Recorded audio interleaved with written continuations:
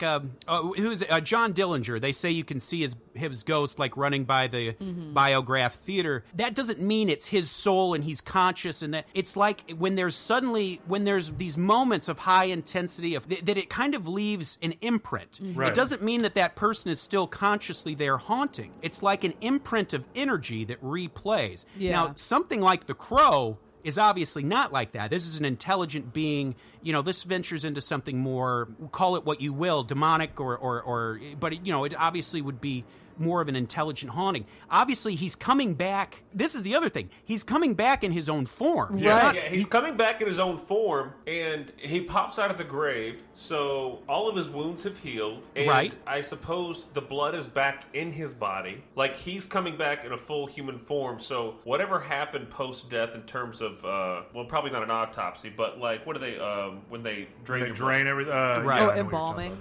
As we know, he has healing properties. Perhaps as he's clawing his way out of the grave, his decomposed, but maybe it's like this regenerating. Because when he first comes out of that coffin, he's like a newborn baby. Yeah, he's like in what pain, the he fuck? doesn't understand. He's clearly in pain. I mean, that could, I'm sure after a year of, what happens to your body when you're dead, I'm sure if that's the case, you would have to assume it took him a few minutes to regenerate. And this is where he would have met a deleted character. Right. Oh, that's right. In the movie we see that was produced, the Crow is his guide. It is a non-verbal being that he can communicate with that obviously has some type of supernatural effect on him. In the original script and from the comic book, there was a character named what? Skull Cowboy. Skull Cowboy, which I guess there were actual scenes shot with this guy, or was he just tied on to play? Well, apparently I may have missed it, or I may have my head turned during the deleted scenes, but I think my wife saw one and she was like, oh, I think he was that guy in the hat, which is how he's depicted in the comic books. Yeah. Just a skeleton with cowboy hat on. And this man this guy would have been a spirit and a kind of guide to Eric Draven as the Crow, telling him his mission and kind of the rules of everything too, which in a way I like about the Crow, because it is just bang, bang, bang. Yeah. Like, you're dead, here we are, we're taking vengeance now, and this is, we don't know anything about it kind of.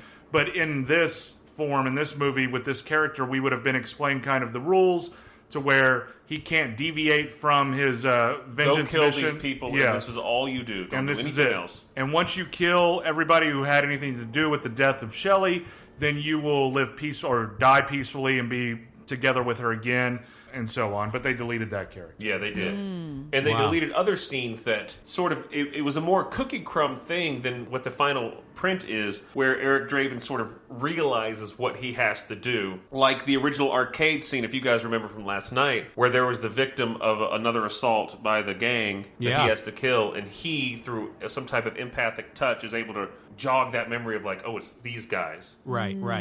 So in the version that is eventually released, he's more like this roving spirit with an instinctual mission. Like a dog after a bone in a way. It's like, I have to find these, the Crow's helping me find them, which I kind of dig. Yeah. I liked that. I liked that it was kind of this unexplained thing, that it just was like, okay, we understand that he is back and that the Crow is like doing something, and that he just that it's just inherent in him to, like, he's just so full of rage and vengeance that like this is the only thing he, like, and he does what a really else good job, Brandon Lee does, of wavering between the joy of what he's doing and killing and the pain that he experiences every second of like what is actually happening. Right. I think he's really good at that. And I bring up Brandon Lee, we should go ahead and talk about the elephant in the room, which is the death that he goes through, or that happens to him, the real life Brandon Lee, on set. And there's so much written about it, there's so much lore about it. It was really just a careless fuck up that ended up being his downfall. There's a lot of guns used in this movie, obviously. Right. And certain stunt coordinators were sent home early to save budget. Oh my God. Oh boy. There were about 3 days left on shooting for him, and they were going back to shoot the original scene in which he finds Shelley being raped and attacked by the guys who are trying to evict her out of the building. And in the original scene, he comes in and it's like, Shelley, he's shot. That gun was loaded, and it was going to be a close-up weapon, which means they need to have the chamber look full because it's like a 6-shooter revolver type. Right. And so they used empty bullets with a bullet tip, whereas normally they use just shells filled with gunpowder.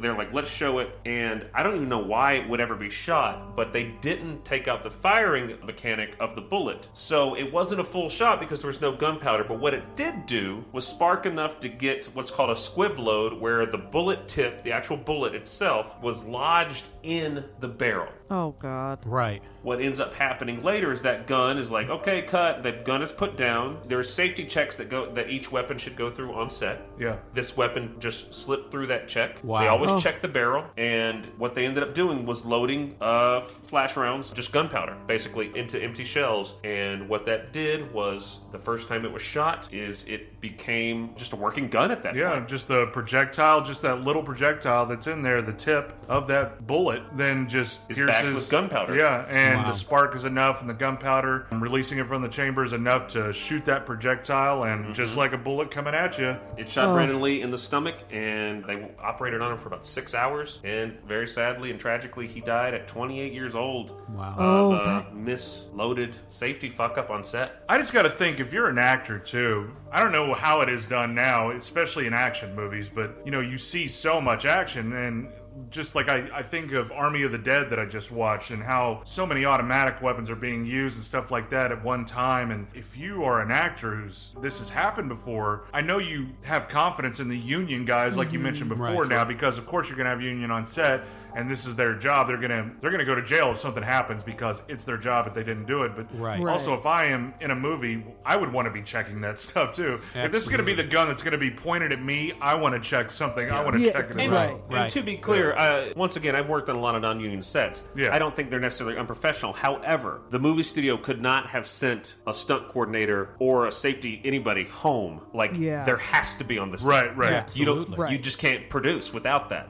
So Right. there would have been things, and there would have been things in place. The actor Michael Massey, who was a fun boy, who pulled the trigger, said he couldn't act for a year. Yeah. Oh, I and would feel sort of was haunted terrible. by it Oh, for I the feel rest of so his bad life. for That him. he pulled the trigger. Nothing he could have done about it. It was Right. his job. Yeah. Right. You see, you can find a couple of interviews with him where he just briefly touches on it, kind of in interviews. They asked him about it, one in 2005. You can find that on YouTube, and then another in 2016, like right before he died, too, talking about it as well. He just talks about how hard it hit him, and as it should, where you have this trust in the people on set and everything, too, Right. that this should never happen. This shouldn't even be a thought, to No, where yeah. somebody is Absolutely. going to get killed by a bullet on set. Yeah. And it's just, you're the one who it happens to, and it's not happens to, but you're the cause of it in a Right. way. You're the effect of it, and Brandon Lee is the effect of it, but it's just that haunting to where he couldn't work for a year, he couldn't talk about it, he couldn't hold a relationship, because he didn't mean, he killed a guy, not his fault in Right. it, but Right, he right. technically killed a guy, and it's just that rough. Do you guys know, was there any fallout with the studio? Was there... The death was ruled accidental. Right. Right. But Linda Lee, Bruce Lee's widow, and Brandon Lee's mom, did file suit, and one, I've heard different estimates. I think it's around $3 million, which oddly seems pretty low. Yeah, that's not Right. enough. Yeah. Considering, and I think because of this, there are things in place where this probably will never happen again because of this tragedy. Right. Yeah. So everyone's safer for it. Shannon Lee, Bruce Lee's daughter, is in charge of the estate at this point, and she has a really fun Instagram. She posts really fun pictures of her dad and Brandon. Yeah. And growing up, and I think this is interesting, and I don't want to harp too much on Brandon Lee's death. I think there's been enough about that. But growing up, I thought, through word of mouth, I thought ninjas killed Bruce Lee. Right.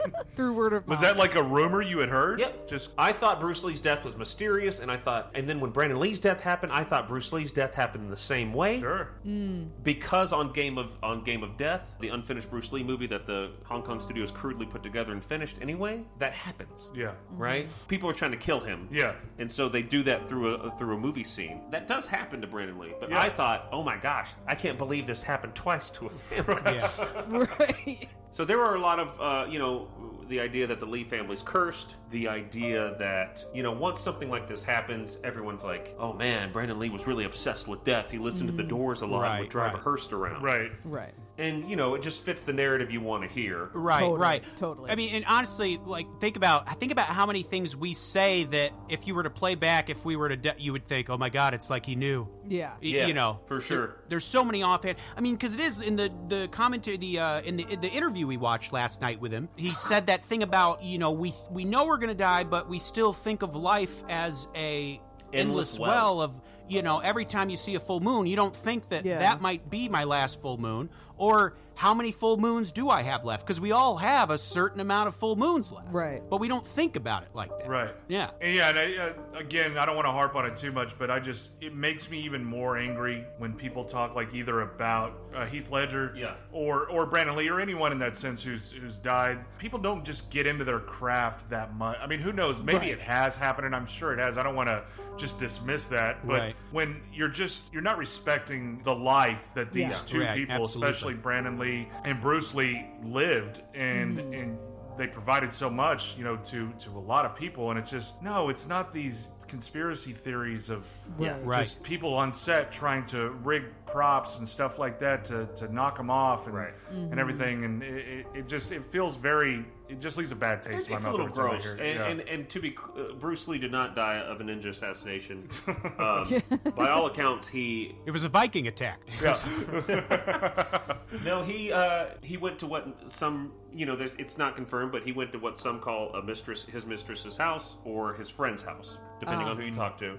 And he had a headache and went to sleep and didn't wake up due to like a brain swelling. And it was that small of a thing. It wasn't anything grand. It wasn't even as tragic as Brandon Lee's in a lot of ways. It was just this good night, never see you again. I could say something very ominous tonight, have something in my heart that I don't know about. And I'd be like, it's like Marcus knew. Yeah, it's like he knew. And I think someone came in the middle of the night and needed him gone.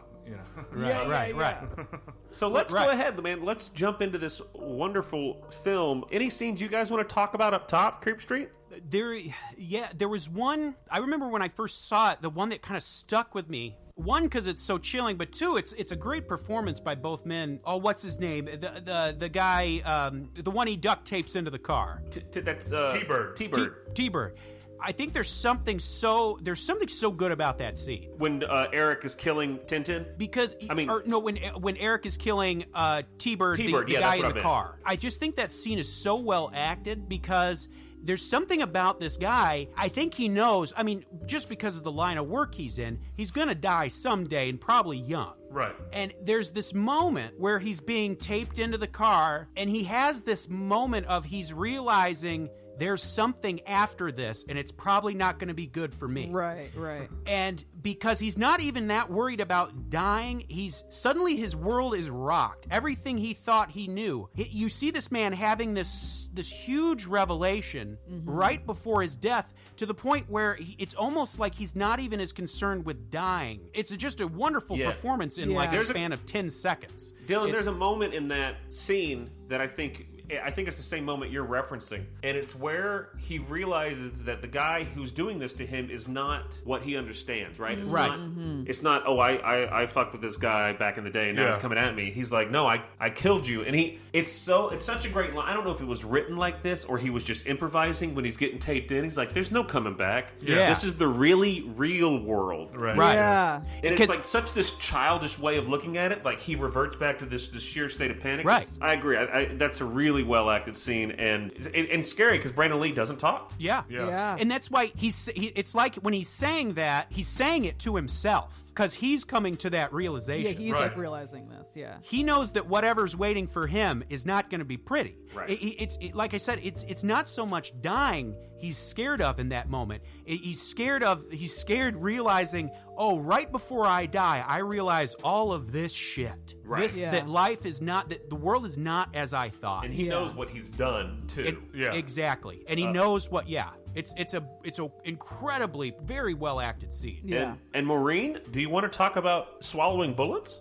Yeah, thank you so much, Adam. I'm so happy you remembered. Now, at the risk of being crass, please be crass. If this scene was acted with a group of women, instead of men, no one would be impressed. Because I don't find this to be difficult. I gotta be honest. I agree. I was watching this and I was like, these are Tylenol PMs. Yeah. This is crazy. Like, I understand that they're metal and they're bullets, so like this is gonna like be bad for my like stomach lining, I guess. But I didn't find that to be hard. No, you can swallow a quarter and it's the same impact as a bullet. Right. And and it's just like, once again, at the risk of being crass, straight women / basically what I'm saying, it doesn't take, it's not, put something in the back of your throat isn't really